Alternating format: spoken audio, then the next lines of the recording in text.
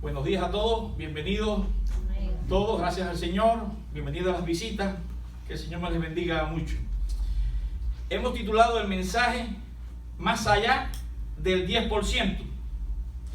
Y es que debemos predicar de todo el consejo de Dios, de toda la palabra, aunque a veces nos es tabú a los pastores, a muchos de los pastores, a hablar de ello, debido a las falsas enseñanzas del Evangelio de la prosperidad y a tantas veces cosas raras que vemos y abuso de los pastores.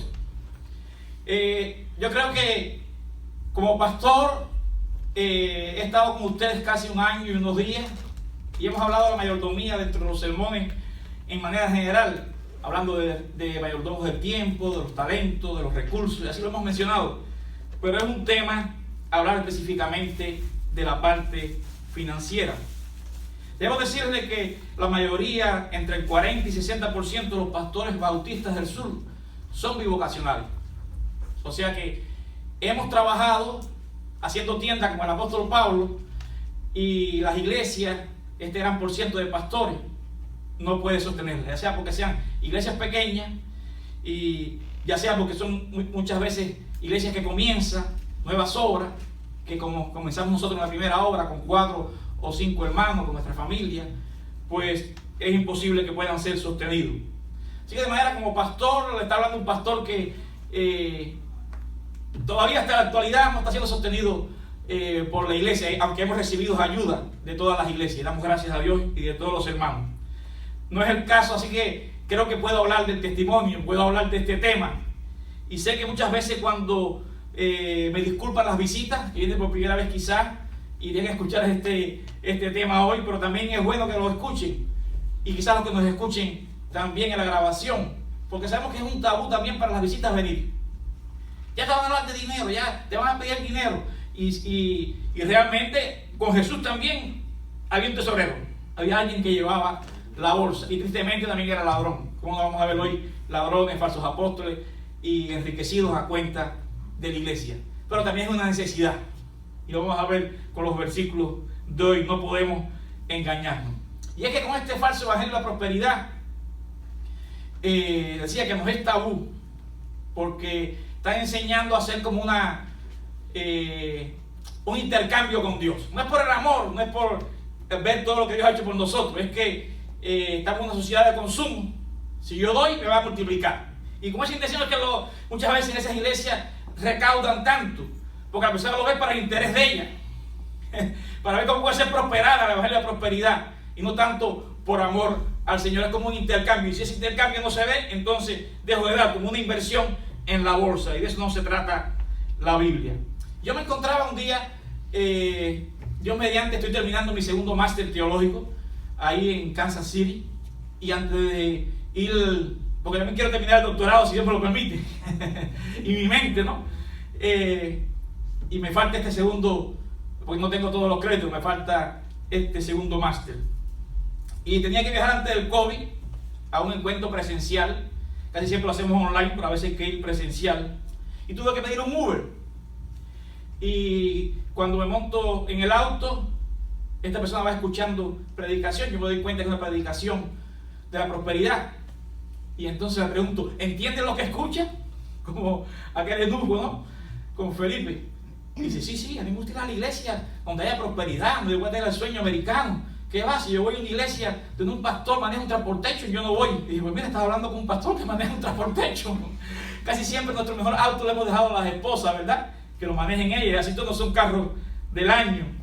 Y ahí un poco que pude darle mi testimonio y predicarle. ¿Dónde vemos a Jesús con el último caballo blanco del año?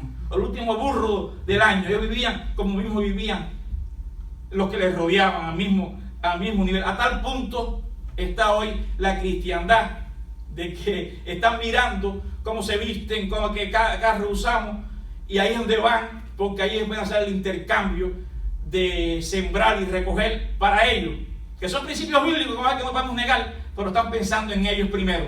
¿Y quién tenemos que pensar primero? En Dios, al reino de Dios, y las demás cosas serán añadidas. Y Jesús enseñó el 25% de su tiempo acerca del dinero y las posesiones. Parece que al hombre le atrae bastante esto, ¿no? Así que tuvo que enseñar casi un cuarto de su tiempo, de lo que predicaba sobre ello. Así que es importante, aunque a veces los pastores, que podríamos hacerlo con más frecuencia en las iglesias, no lo hacemos, por esta que es muy mal visto a veces porque nos escuchan. Pero hay que predicarlo porque Jesús lo predicaba. Y no queremos hacerlo tan frecuente. Así que esta es la primera vez que vamos a predicar con ustedes, en este tiempo que con ustedes, poco tiempo, y también en medio del COVID. Y damos gracias porque esta es una iglesia dadora por cada uno de ustedes. Y el único versículo de Jesús que conocemos fuera de los evangelios, que lo cita el apóstol Pablo, fue sobre el dar. Más bienaventurado es dar que recibir. Hay 77 proverbios sobre el dinero. Hay 500 versículos sobre la oración, pero hay 2000 versículos sobre el dinero. Uno de cada 7 versículos en Lucas habla sobre el dinero. ¿Sabes por qué no vamos a hablar si es palabra de Dios? Hay que predicar de todo el consejo de Dios. El diezmo continuaba en tiempos de Cristo, y el creyente en el Nuevo Testamento es exhortado a dar, no por una norma impuesta, sino teniendo en cuenta el ejemplo de la gracia del Señor, como ya leímos en el capítulo 8. Si usted busca ahí en 2 Corintios capítulo 8, versículo 9, dice que por amor a vosotros, decía el apóstol, se hizo pobre, siendo rico. Se humilló a sí mismo. Como nosotros también nos vamos a humillar delante del Señor, reconociendo que todo lo que tenemos pertenece a Él, que no nos pertenece. Ese fue un ejemplo que le ponía el apóstol Pablo a esa iglesia un poco tacaña, y siendo de las más ricas. Fiel el ejemplo del Señor. Pero Pablo también apela al ejemplo de las iglesias macedonias, las más abundantes, que eran las más pobres, a diferencia de la iglesia en Corinto. Él dice en el capítulo 8, 1 y 2, dice que de su profunda pobreza abundaron ¿en qué? En riquezas de su generosidad. Los más pobres fueron los que más daban. Eso también lo vemos en las iglesias. Muchas veces que vemos que más sacrificados a veces son las personas retiradas, las personas de bajos recursos, son las que dan más para la obra. Así que es un motor que nos impulsa a ver el ejemplo de estos hermanos pobres, dando, abundando de las riquezas de su generosidad. De manera que Pablo exhorta a los corintios y le dice, en 2 Corintios capítulo 8, la tienen abierta, están leyendo con sus ojos, porque después no lo repiten. Ven ahí lo que Dios dice, mira ahí lo que Dios te dice a ti y a mí. Pablo le estaba mandando, tienen que dar el diezmo, tienen que ser ladrones. No, yo veo a Pablo dándole vara a las personas, aunque eran versículos bíblicos que todos conocían. Dice Pablo, no hablo como quien manda, sino para poner a prueba, ¿qué cosa? La sinceridad de vuestro amor. Quien ama al Señor guarda su palabra.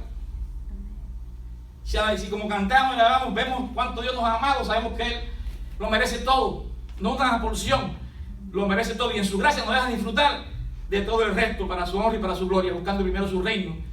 Todas las demás cosas serán añadidas. No para ser rico, ser millonario, no, para lo que Dios quiera, Él va a proveer en mis necesidades básicas, y seamos contentos cualquiera que sea nuestra situación. También nos decía el apóstol Pablo. Y luego él está recogiendo una ofrenda para los pobres en Jerusalén, y ahí en el capítulo 9 versículos 3 y 4 él quería que cuando llegara ahí a los corintios, dice que estuvieran como preparados, no sea que si va algunos macedonios y os hayan desprevenido, nos avergoncemos nosotros, y por no decir también vosotros. Así que Pablo estaba a punto de recoger la ofrenda, que ellos estaba comprometida. Yo sí, Dios, voy a dar, y no daba. Y él tenía pena que le acompañara en esa ofrenda algunos hermanos de las iglesias de Macedonia, y que al llegar ahí, viene una iglesia más rica, y ellos habían dado más allá de su fuerza, y los corintios todavía no habían dado nada. Dice, no solamente me van a avergonzar a mí, sino que ustedes también van a sentir vergüenza, iglesia. Pablo exhorta que bajo la ley del amor en Cristo, que nos examinemos. No vemos al apóstol, repito, ni apelando al diezmo, porque ellos ya lo conocían y lo practicaban, ni acusándole que le estaba robando a Dios, aunque ellos conocían ese pasaje de Malaquías. Pablo lo que les exhorta es a dar generosamente, que en la iglesia primitiva se hacía. Ellos acostumbraban a dar más del 10%, hasta entregaban todo para el Señor, y todo lo tenían en común. Esa era la experiencia de la iglesia primitiva. En el diccionario de teología Baker dice: los principios de la ofrenda cristiana no excluyen el diezmo como una base. De ahí debemos de partir. Yo siempre he visto que cuando las personas que se hacen muy teólogos, cuando vienen a hablar de este tema, porque este tema lo conocen mucho. No, la Biblia nunca se mandó a dar el diezmo. Y yo decía, es verdad. En el Nuevo Testamento no hay un mandamiento. Pero ¿sabes para qué lo preguntan? No es para dar más, es para dar menos. Y sí, no se exige, pero se espera que se dé más. Si nuestra justicia no es superior a los fariseos que lo hacían, no entraremos al reino de los cielos, decía el Señor. Así que, dice este diccionario teológico, el diezmo es una base para la cual partir, conveniente para una ofrenda proporcionada, pero no se limita al diezmo.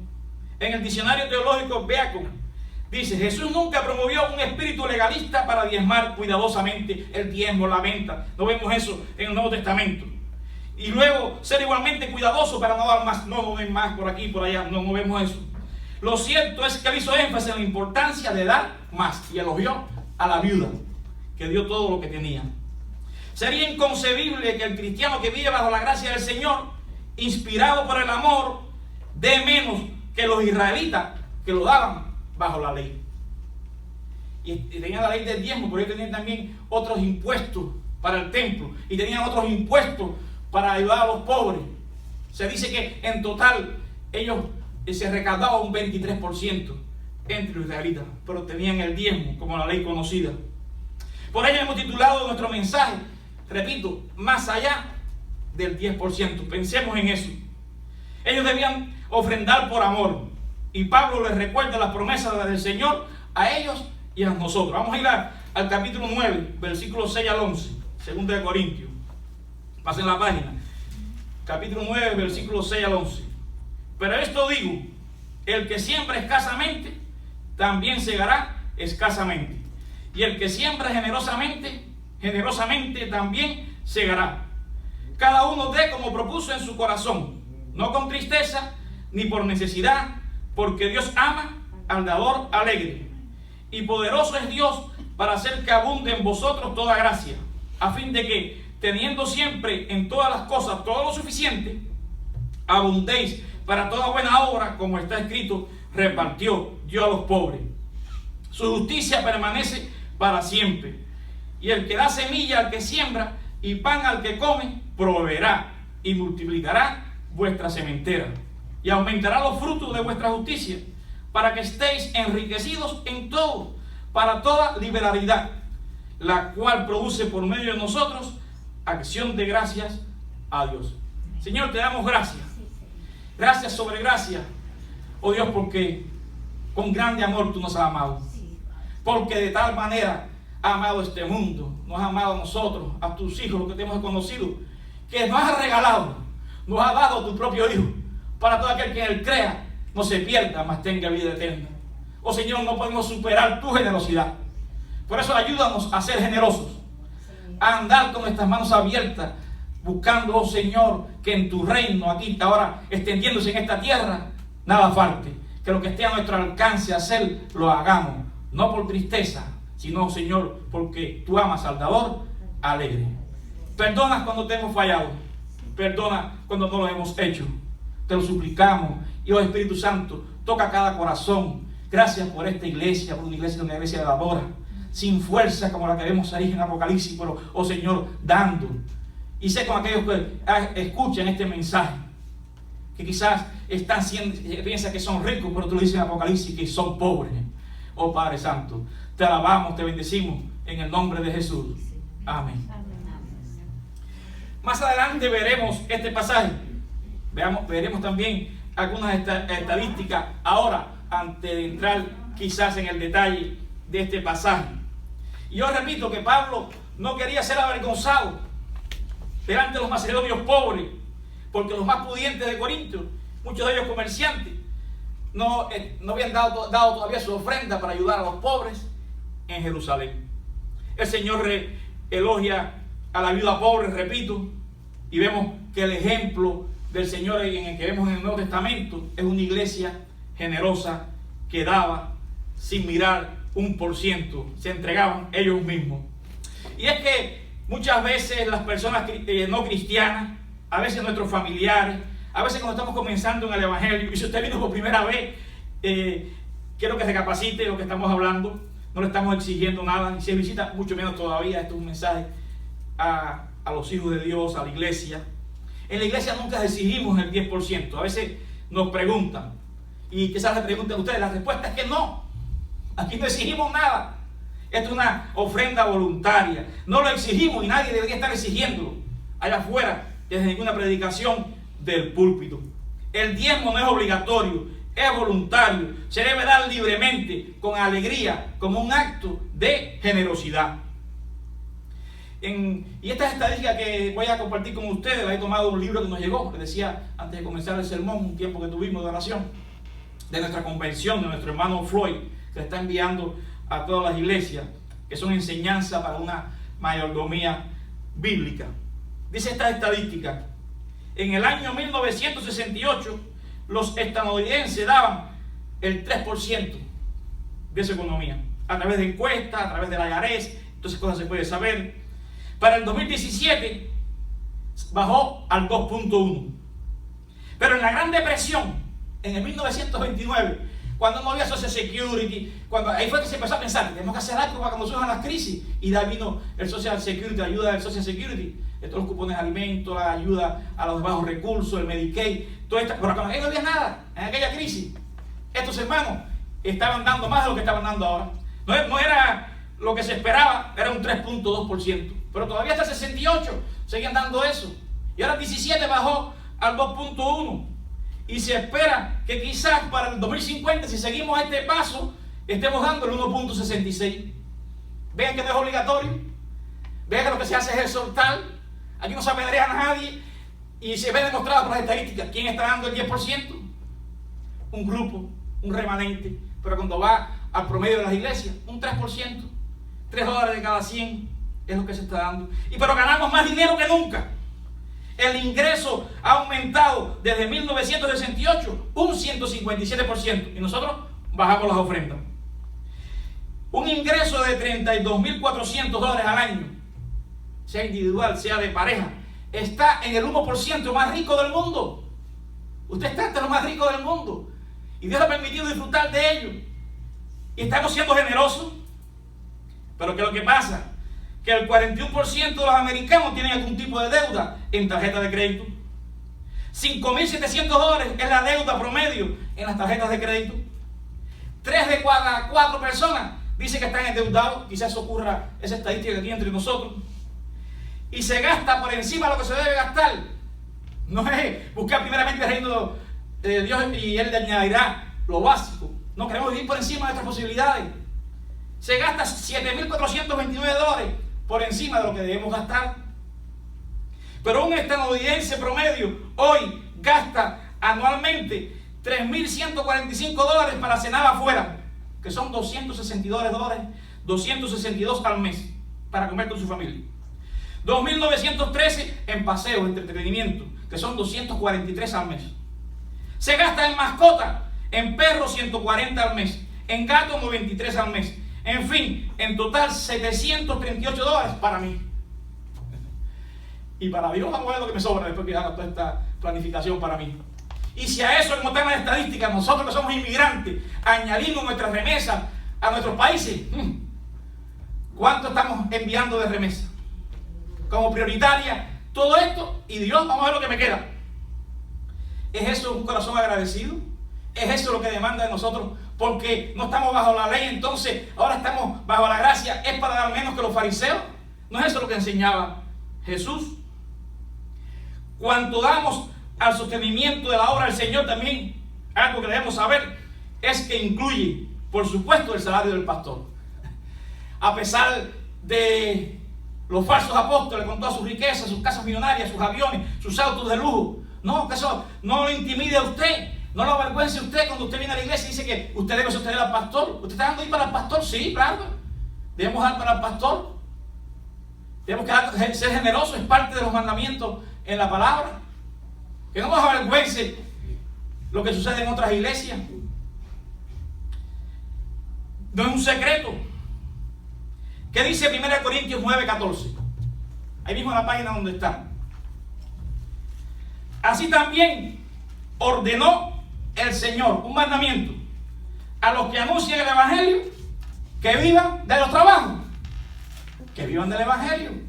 No sé si de ese 40-60% de los pastores bautistas están en iglesias pequeñas. Dios quiera que sea, porque hay veces que las iglesias se ubican en territorios de suelo muy duro, como hemos enseñado en la parábola. Pero eso puede ser una razón. Otra razón porque está comenzando. Pero será otra razón porque no estén dando con alegría los hermanos de esas iglesias. También pudiera ser. No podemos saber que tienen la responsabilidad de también sostener al pastor como un mandamiento. Dice 1 Timoteo 5, 17 al 18. Los ancianos que gobiernan bien sean tenidos por dignos de doble honor. ¿Quién usted quiere que gane bien? ¿Qué profesión usted quiere que gane, que se merece lo que gane? Un médico, un psicólogo, un maestro. ¿Cuánto usted quiere que gane su hijo si se gradúa? Que gane una buena posición, una buena carrera. ¿Cuánto usted quiere? El mínimo. O a la mitad del mínimo. O que vive en pobreza. Y de los pastores, que se dice que si ellos son merecedores, los pastores son doblemente más merecedores, que tengan un buen salario. No es para que esté nuestra convención con esa cantidad. Digo, si es por una razón de falta de generosidad. Si es porque está comenzando, aleluya, Dios pone plantadores de iglesia. Si es porque son iglesias que están en terreno duro, a seguir trabajando, poniendo la mano en el arado, porque la tierra que hay, que nos rodea, es dura. Y ahí nos ha puesto el Señor, tenemos que seguir sembrando, pero que no sea por falta de generosidad. Y mayormente a los que trabajan en predicar y en enseñar. He visitado a casi todos ustedes, nos falta algunos hermanos por visitar, a pesar de la pandemia. Y también tenemos que tener cuidado con la familia, porque si sucede algo, el pastor siempre está en la mirilla. Si hacemos algo bien, puede decir que está mal. Y entonces, pero fíjense que siempre a los pastores, quiero que la iglesia conozca esto. En la iglesia primitiva, cuando ellos vieron que estaban a la visitación y llevando comida para aquí, comida para allá, dijeron, no, espérate, mi tarea es orar y enseñar. Vamos a nombrar diáconos. Y ahora, cuando dice que un pastor debe ser digno de doble honor, es porque dice que trabajan en visitar o en predicar y enseñar. El pastor tiene que dar tiempo a la oración, a orar por ustedes, a orar uno por uno, a enseñar, a predicar el mensaje, que Dios le dé un mensaje que les pueda alimentar, que nos exhorte a salir de aquí, sí, muchas veces alentados, a veces compungidos, a veces llevados a arrepentimiento, un mensaje de todo el consejo de la palabra de Dios. Pues la Escritura dice, no pondrás bozal al buey que trilla, digno es el obrero de su salario. Y claro que tenemos que visitar, pero a veces las congregaciones piensan que la tarea fundamental del pastor es visitar, y es enseñar, orar y predicar. Tenemos que ir a la Biblia, no a nuestros deseos, no a lo que nos parezca. Ahora, ¿por qué los macedonios dieron? Y veamos que es una orden del Señor. Así también ordenó el Señor a los que anuncian el Evangelio, que iban del Evangelio. Y los corintios estaban cumpliendo esa orden. No la estaban cumpliendo. Las iglesias más pobres, la iglesia de Macedonia, estaba Filipos, estaban las tesalonicenses, Berea. Y ahí fue donde se encontró con Lidia, a la orilla del río, una comerciante pudiente que hacía púrpura. Y esa iglesia, hermana, con esa hermana pudiente, siempre sostuvo a Pablo donde quiera que iba. Esa es la iglesia del gozo. Como usted va a hablar del gozo, vaya a la iglesia, a la carta a los filipenses. Y Corintio estaba pagándole a quien, ya estudiamos nosotros la primera carta a los Corintios, tuvimos casi un tiempo predicando. Ahí vayan a las predicaciones de los falsos apóstoles, los falsos profetas, que prediqué sobre eso. Vayan ahí, reproduzcan esos mensajes. Pero los corintios estaban predicando, dándole sus salarios y dinero a los falsos apóstoles. No, estos sí son maestros. Pablo, no, apariencia de Pablo, él no se viste bien, él no luce bien, Pablo no predica bien, él es muy teólogo. Y no quería, y Pablo no importa, yo no quiero nada de ustedes, yo trabajo haciendo tiendas, más la ayuda que les recibía de la iglesia de Filipos. Así que los corintios no eran obedientes, estaban realmente dejando de cumplir, de obedecer esta orden del Señor. Pero los macedonios sí. Hay Filipos, Tesalónica, los más pobres. ¿Por qué? Vamos a buscar en el capítulo 8, el versículo 5. ¿Por qué usted podrá dar para Dios primeramente, para su obra, para el pastor y para todos los demás ministerios. ¿Cuándo usted lo podrá hacer? Dice que se dieron primeramente al Señor. Estaban entregados al Señor, sabían que ellos no se debían a ellos. Pero también dice que después se debían ¿a quién? A los pastores, por la voluntad de Dios. Los filipenses podían ayudar a Pablo porque ellos lo hacían para Dios. Podían ayudar a Pablo porque se entregaban también al pastor, porque saben que deben sostener, hay un mandamiento, sostener a los pastores, no con falso evangelio, no abusando de la predicación, no exigiéndole, no demandándole, pero sí teniendo conocimiento de que Dios nos mueva en ese amor. Y dice Hebreos 13:17, obedezcan a sus pastores para que cumplan su tarea con alegría y sin quejarse. Realmente a veces cuando la economía es difícil, las iglesias no sostienen, a veces si es por injustificación de la iglesia, puede que esté haciéndose la obra con queja, con dificultad, y Dios no quiere que sea eso, porque dice que el que daña eso es a la iglesia. Pues el quejarse, le dice a la iglesia, no les da a ustedes ningún provecho. Y los que se benefician de poder ayudar a cumplir ese mandamiento es también a la iglesia. Porque un pastor quejoso, un pastor que no tiene la obra de buena gana, pues la iglesia es muy difícil que crezca así. Cuando son por razones injustificadas, digo, hay veces que hay que seguir con 2, con 3, con 4, porque será ahí, todo el mundo está trabajando, todo el mundo está consagrado, y esperemos en el Señor. Irán dando y llorando el que lleva la preciosa semilla, pero con la esperanza que volverá con regocijo, trayendo las gavillas. Confiamos al final, si confiamos en el Señor, que es el que pone en cada corazón el hacer como el querer por su buena voluntad. No es manipulación, no es show, no es así como queremos que sea Dios el que realmente se glorifique. Así que, ¿cuántos corintios querían castigar a Pablo? ¿Y cómo le iban los corintios? A veces es triste que por ciertas razones las iglesias, hermanos inmaduros, no se entregaron a Dios. Como no están entregados a Dios, no pueden entregarse a su pastor y después no pueden entregarse tampoco a los ministerios. Quieren castigar al pastor. No. Yo si hacen una ofrenda para el templo, yo doy. Si hay una comida, yo doy comida. Si de esto otro, esto lo hago, pero que para el pastor no. El pastor no visita, no hace lo otro, hace aquello, y no están en lo bíblico. ¿Y cómo le iba esa iglesia castigadora de Pablo? En borrachera en la cena, en pecado allá adentro, en desorden, en división. Y muchos enfermaban y morían. Así que no podemos ir contra la palabra e irnos bien. ¿Cómo pedimos al Señor? Nosotros pedimos al Señor así, con los puños cerrados. ¿Verdad que no? Ay, Señor, ayúdame, llena mis manos. Tenemos los que realmente, con las personas que viven con las manos abiertas, reciben más. Cuando no das, vive egoístamente con las manos cerradas.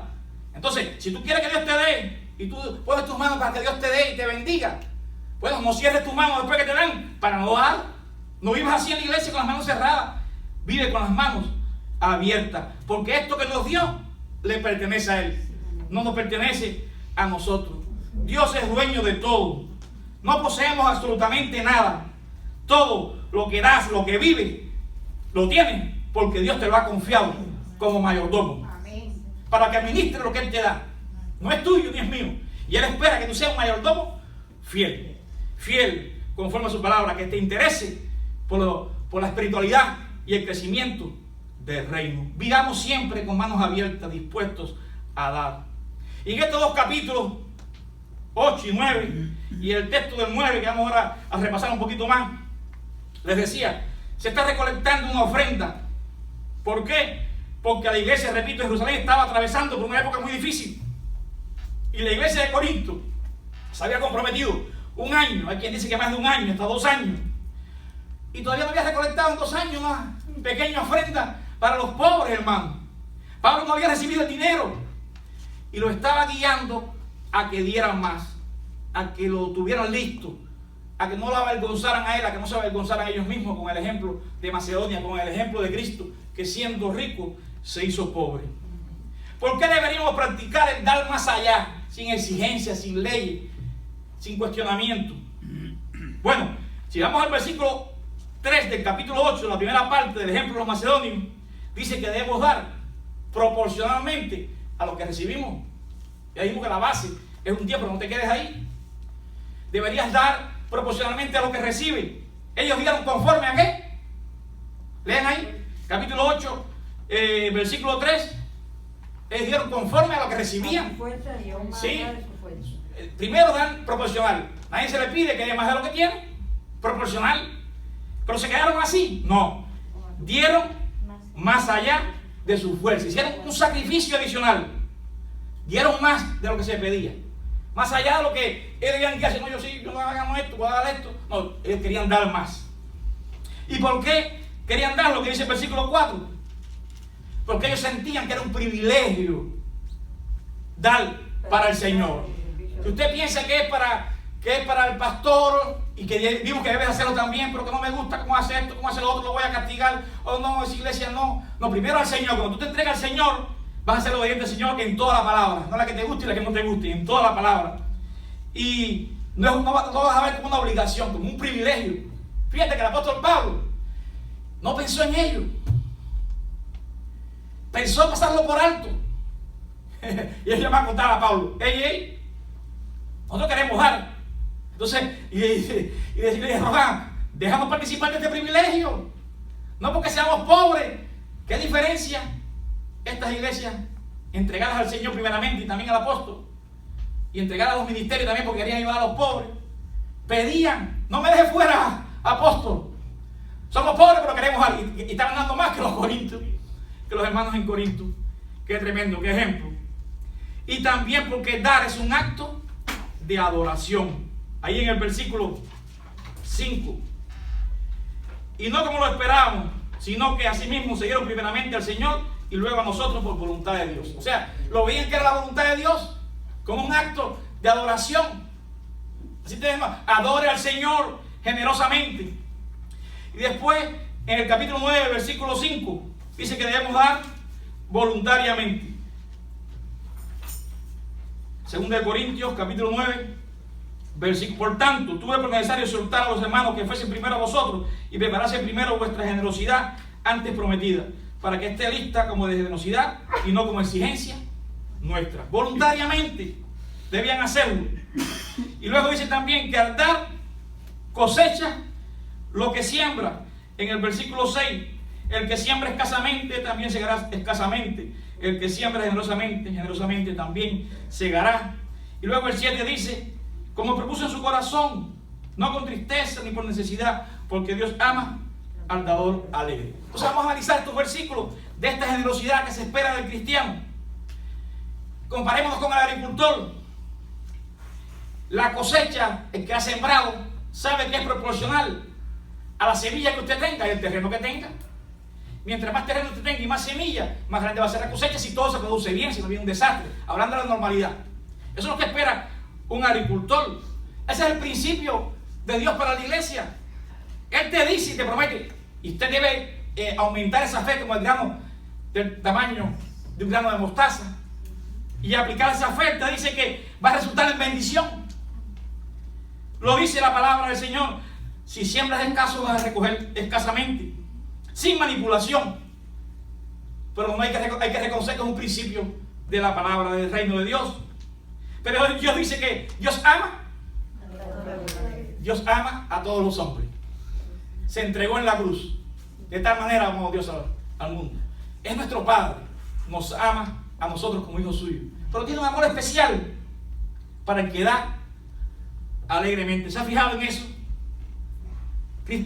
Para aquel cristiano que le ama de corazón y da de corazón, que da voluntariamente sin coerción, ni con tristeza para después lamentarse: ay, si hubiera hecho esto con otra cosa, podría haber hecho con esto que entregué. Ni por necesidad, porque se siente obligado por un legalismo externo del pastor, de la iglesia. No, que tiene que nacer del corazón, tiene que ser del Señor, que lo ponga en su voluntad. Usted puede dar sin amar, pero no puede amar sin dar. Que lo digan los matrimonios. Si no, algo está fallando los matrimonios. Usted puede dar sin amar, pero si usted ama, entonces se entrega a su esposa. Así es el amor, como describimos ahí en Corintios capítulo 13.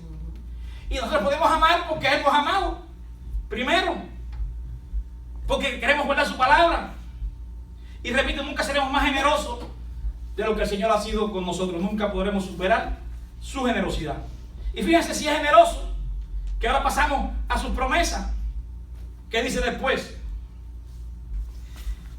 Dios tiene pocos recursos. El versículo 8, capítulo 9. Y poderoso es Dios para hacer que abunde en vosotros toda gracia, a fin de que teniendo siempre, ¿qué quiere Dios que tenga? Un día sí, un día no. Miren la palabra. Él quiere que siempre tú tengas provisión. En una cosa, en dos cosas, en todas las cosas. Y en todas las cosas quiere que tenga, ¿cuánto? Todo lo suficiente.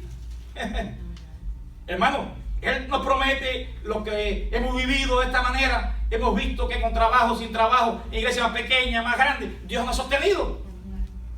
Viviendo con lo que Él quiere que tengamos. No con el carro del año quizás con el transportation, quizás, aunque nos critiquen y no quieran venir a esta iglesia porque no somos ellos pastores ricos. Pero Dios nos ha dado. Nos ha dado una familia, nos ha dado, hemos podido pasear, hemos podido también divertirnos en familia. Dios cumple con su palabra. Dice que teniendo siempre todas las cosas y todo lo suficiente para que abundéis. Después, ¿qué dice? Es un ciclo. Entonces ahora me dio y es paseo nada más. Es carro nuevo, esto es endeudamiento, es tarjeta como leímos. Y en la iglesia, no, Él te está dando, tú no te estás dando cuenta, está multiplicando tu dinero. Es para que abunde en buenas obras. Si te cierra, va a venir problema de economía otra vez. O de nuevo, si no la hemos tenido. Hay que abrirse al Señor. Dios es un Dios de poder, un ciclo de bendición.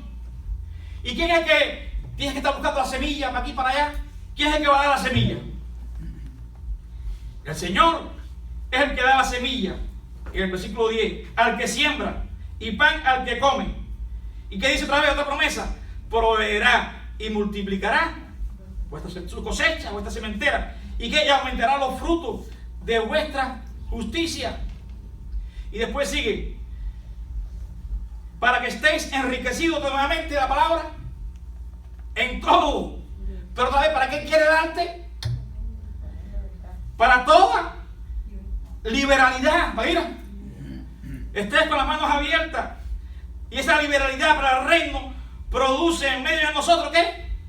Acciones de gracia. No es gracias, ay, porque pude comprarme esto. Gracias, Señor, porque pude tener esto. Sí, disfrútalo, pero si estás dando con liberalidad y no estás haciéndolo con las cosas del Señor, a Dios no podemos engañar con Ananías y Zafira.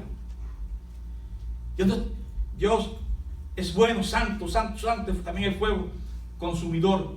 Así que promete un constante ciclo de provisión, de acción de gracias a Dios. Una iglesia que glorifica a Dios como un buen mayordomo fiel. En conclusión, hermanos, seamos buenos mayordomos. Mayordomos generosos, que glorifiquemos a Dios con ofrendas generosas. Dice John Maxwell, un conocido autor y comunicador, que escribió un libro que se llama La cartera de la eternidad.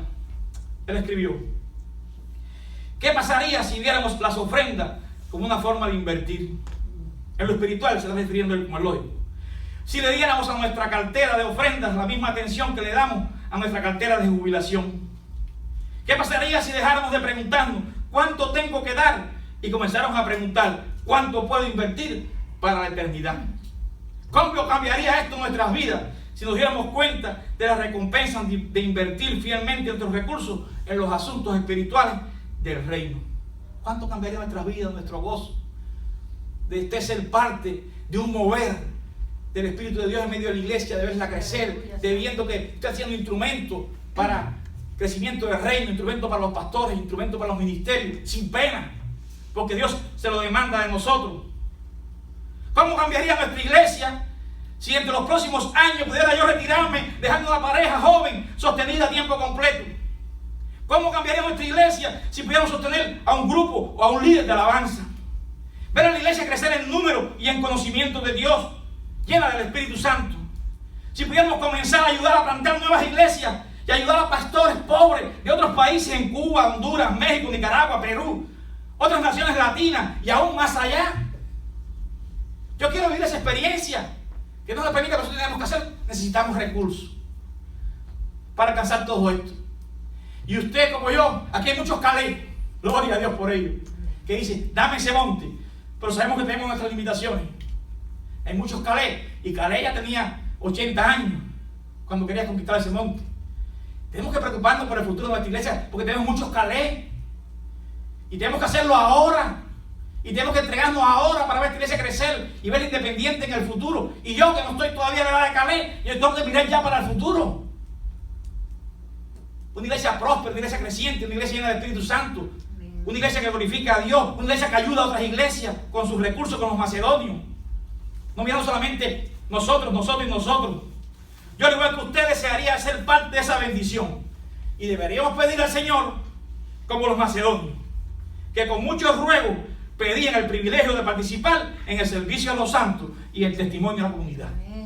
Si nos entregamos al Señor primero, tenemos que rogar. Yo quiero participar, pastor. Yo quiero participar de esa entrega generosa, porque quiero ver a esta iglesia crecer. Quiero que usted sea sostenido, que el pastor que venga, si no usted, el que venga, sea sostenido y que ayude a los ministerios que nos faltan. Y vamos a ayudar al pastor tal en Honduras, en Nicaragua, en Cuba. Vamos a plantar nuevas iglesias, vamos a plantar un templo fuera de aquí.